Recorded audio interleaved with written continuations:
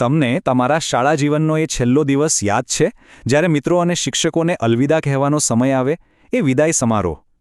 તો ચાલો આજે આપણે સરકારી માધ્યમિક શાળા ઇન્દ્રડના ધોરણ 10ના વિદ્યાર્થીઓની આવી જ એક યાદગાર ક્ષણના સાક્ષી બનીએ. આ એમના માટે એક બહુ જ મહત્વનો પડાવ છે, જ્યાં તેઓ બોર્ડની પરીક્ષાના મોટા પડકાર માટે તૈયાર થઈ રહ્યા છે અને શાળા તેમને એકદમ ભાવભીની વિદાય આપી રહી છે. આ જે તસવીરમાં દેખાય છે ને, એ ખાલી એક ઉજવણી નથી. એ તો વિદ્યાર્થીઓના જીવનના એક બહુ મોટા તબક્કાનું પ્રતીક છે.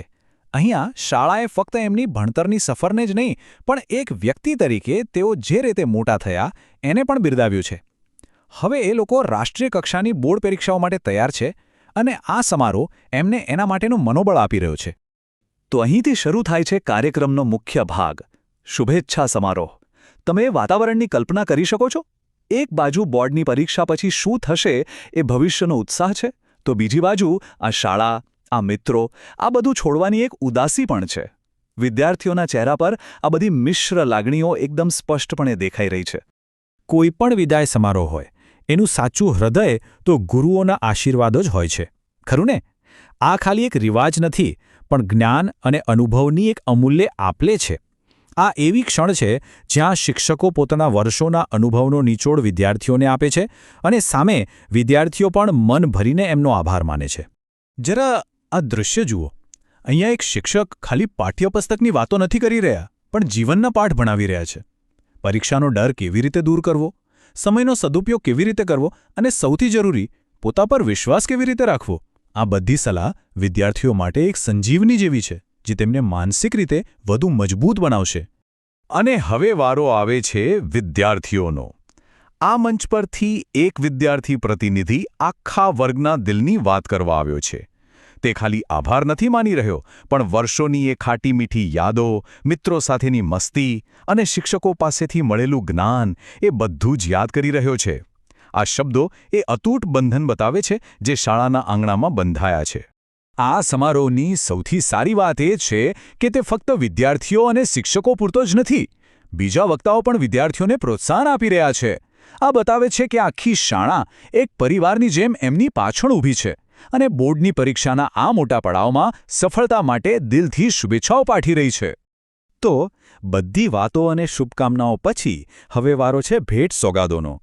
આ વિભાગ છે સ્મૃતિ અને ભેટનો, જ્યાં વિદ્યાર્થીઓ અને શાળા એકબીજા પ્રત્યેનો આદર અને પ્રેમ ભેટ દ્વારા વ્યક્ત કરે છે. ચાલો જોઈએ કે આ ભેટો પાછળ કેવી ભાવના છુપાયેલી છે. આભારની લાગણી કંઈ એકતરફી નથી હો. વિદ્યાર્થીઓએ પણ પોતાના શિક્ષકોને એક પ્રેમભરી ભેટ આપી છે. એક એવી યાદગીરી જે હંમેશા એમની સાથે રહેશે. આ ભેટોની આપલે ગુરુ શિષ્યના પવિત્ર અને મજબૂત સંબંધનું કેટલું સુંદર ઉદાહરણ છે. ચાલો, તો હવે બધી જ ઔપચારિકતા પૂરી થઈ. હવે સમય છે થોડી હળવાશની પળોનો, સાથે મળીને જમવાનો. કોઈ પણ ઉજવણી ભોજન વગર તો અધૂરી જ લાગે, બરાબર ને? અને આ ક્ષણ ફક્ત પેટ ભરવા માટે નથી, પણ દિલ ભરવા માટે પણ છે. જુઓ આ દ્રશ્ય. બધા સાથે બેસીને જમી રહ્યા છે. અહીંયા ખાલી ભોજન જ નથી વહેંચાઈ રહ્યું, પણ સાથે સાથે હાસ્ય, વાતો અને ભવિષ્યના સપનાઓ પણ વહેંચાઈ રહ્યા છે.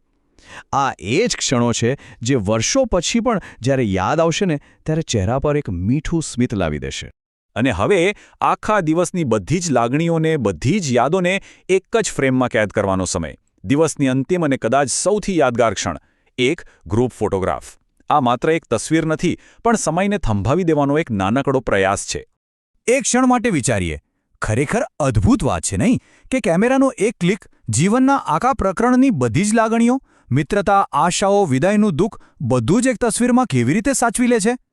અને આ રહી એ તસવીર, ધોરણ 10નો આખો વર્ગ એમના શિક્ષકો સાથે.